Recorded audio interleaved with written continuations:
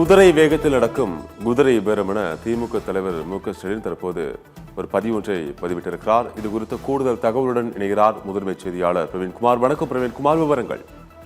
அப்ரகாம் வணக்கம். அதிமுகவிலிருந்து 3 சட்டமன்ற உறுப்பினர்கள் ராஜினாமா செய்துவிட்டு மறுகணமே தமிழக வெற்றி கழகத்தில் இணைத்துக் கொண்ட நிகழ்வு பேச்சு பொருளாக மாறியிருக்கிறது. குதிரை பேரம் என்ற ஒரு குற்றச்சாட்டு மீண்டும் வலுவாக முன்வைக்கப்பட்டு வருகின்றது. அதை குறிப்பிட்டுதான் முன்னாள் முதலமைச்சரும் திமுக தலைவருமான மு.க.ஸ்டாலின் எக்ஸ் பக்கத்தில் பதிவு ஒன்றை வெளியிட்டிருக்கிறார். அதில் குதிரை வேகத்தில் நடக்கும் குதிரை பேரம் என்ற வார்த்தை குறிப்பிட்டு அந்த பதிவில் அவர் சில விஷயங்களை குறிப்பிட்டிருக்கிறார். அதாவது, பெரும்பான்மை இல்லாத நிலையில் திமுக கூட்டணி கட்சி தலைவர்களிடம் ஆதரவு கேட்பது ஒன்று. இரண்டாவது, நம்பிக்கை வாக்கெடுப்பில் அதிமுகவின் ஒரு அணியை ஆதரவாக வாக்களிக்க விலை பேசுவது மற்றும் அமமுக உறுப்பினரையும் கொசுருக்கு வாங்குவது 2. மூன்றாவதாக, அதிமுக உறுப்பினர்கள் சிலரை பதவி விலக செய்து தலைமை செயலகத்தில் வைத்தே தன் கட்சியில் இணைப்பது 3. இப்படியாக இந்த கன்றாவி காட்சிகளை பார்க்கத்தான் மக்கள் உங்களுக்கு வாக்களித்தார்களா என்ற கேள்வி முன்வைத்திருக்கிறார்.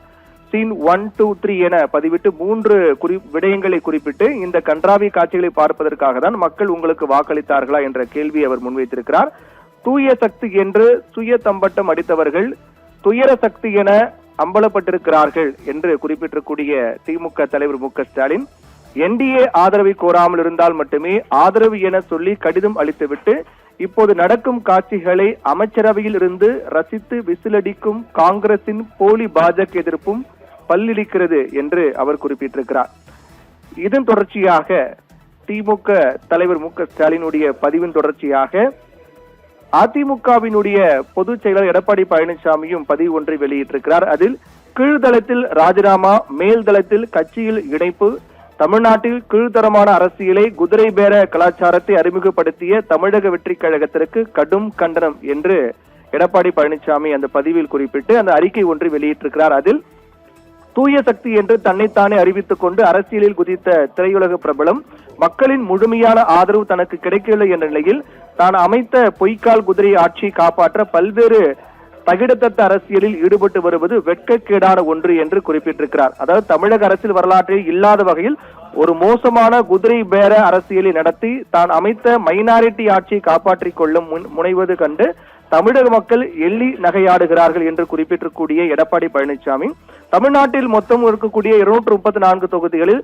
126 தொகுதி மக்கள் தனக்கு எதிராக வாக்களித்துள்ளார்கள் என்பதை சிறிதும் உணராமல் தான் எந்த கட்சியை தீய சக்தி என்று வருணித்து களமாடினாரோ அந்த கட்சியின் தயவில் வெற்றி பெற்ற ஒரு சில கட்சிகளை தேடி போய் ஆதரவு கேட்டதும், அதிமுக சார்பாக போட்டியிட்டு வெற்றி பெற்ற சில சட்டமன்ற உறுப்பினர்களை சோபாவோடு போய் புஷ்பா பட பாணியில் ஆதரவு பெற்றதும் ஒரு நேர்மையான அரசியல்வாதியின் செயலா என்று வாக்களித்த மக்கள் கேள்வி எழுப்புகிறார்கள் என்று எடப்பாடி பழனிசாமி குறிப்பிட்டிருக்கிறார். அதைத் தொடர்ந்து அதிமுகவின் மீது விசுவாசம் கொண்டுள்ள உண்மை தொண்டர்களின் கடுமையான உழைப்பால் தியாகத்தால் வெற்றி பெற்ற 3 சட்டமன்ற உறுப்பினரிடமிருந்து கோட்டையின் கீழ்தளத்தில் உள்ள சபாநாயகர் அறையில் ராஜினாமா கடிதம் எழுதி வாங்குவதும், அடுத்த 10 நிமிடத்தில் முதல் மாடியில் உள்ள தாவேக அமைச்சர் ஒருவரின் அறையில் அவர்களுடைய கைகளில் கட்சி உறுப்பினர் அட்டை வழங்குவதும் முன்கூட்டியே திட்டமிடப்பட்ட ஓரங்க சதி நாடகத்தை குதிரை பேரத்தை அம்பலப்படுத்தி உள்ளது என்று எடப்பாடி பழனிசாமி குறிப்பிட்டிருக்கிறார்.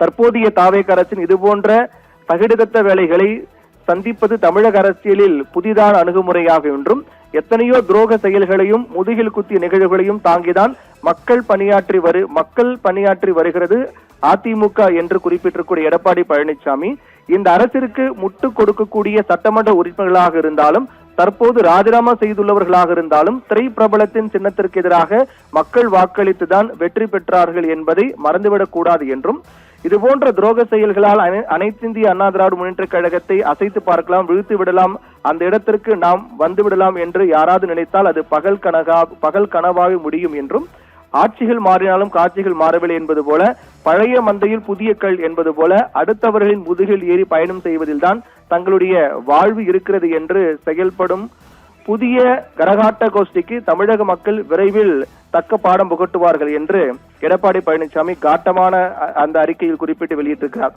இதில் மிக முக்கியமாக மற்றொன்று பார்க்கப்படக்கூடியது என்னவென்றால், அம்மா மக்கள் முன்னேற்ற கழகத்தினுடைய பொதுச் செயலாளர் டி.டி. தினகரனும் அவரும் தன்னுடைய எக்ஸ் பக்கத்தில் அறிக்கை ஒன்றை வெளியிட்டிருக்கிறார். அதில் ஆளுநர் மாளிகை முன் நடுநிசியில் தான் வெளிக்கொணர்ந்த தமிழக வெற்றிக் கழக கட்சியினுடைய குதிரை பேர அரசியல் தொடர்ந்து வெட்ட வெளிச்சமாகி வருகிறது என்றும் அம்மாவின் தொண்டர்களே குதிரை பேரத்தின் மூலம் அழிக்க நினைக்கும் நாசகார சக்திக்கு தமிழக மக்கள் முடிவுரை எழுதும் காலம் விரைவில் வரப்போகிறது என்று டிடி தினகரன் அதில் குறிப்பிட்டிருக்கிறார். ஏற்கனவே மன்னார்குடி தொகுதியில் அமமுக சார்பாக போட்டியிட்ட காமராஜ் அப்போது குதிரை பேரத்தில் ஈடுபட்டதாக குற்றச்சாட்டு முன்வைக்கப்பட்டு அதற்கு பிறகு ஆளுநர் மாளிகை புகார் தெரிவிக்கப்பட்டு தற்போது அவர் தாவேக்காவுக்கு ஆதரவு தெரிவித்திருக்கின்றார். இந்நிலையில் தான் இதை குறிப்பிட்டு டிடி தினகரன் அந்த எக்ஸ் பக்கத்தில் பதிவிட்டிருக்கிறார். குதிரை பேரம் என்பது நான் ஏற்கனவே வெளிக்கொண்டு வந்தேன் என்று குறிப்பிட்டு தற்போது நடைபெற்று வரக்கூடிய நிகழ்வும் சுட்டிக்காட்டி பேசியிருக்கிறார்.